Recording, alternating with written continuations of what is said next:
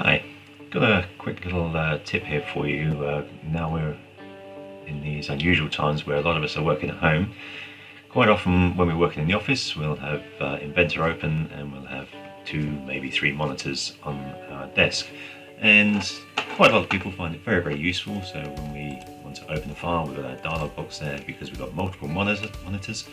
We can drag this, put it on a separate monitor, and leaving the full screen available for Inventor. Now the problem arises when we have to work at home and we may not have multiple monitors on our desk, we've just got a single laptop screen.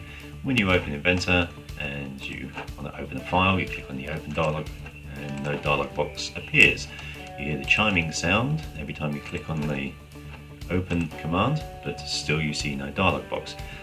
So what's actually happening here is Inventor has remembered that you moved the dialog box to a separate monitor which now doesn't exist, so it's effectively floating in no man's land.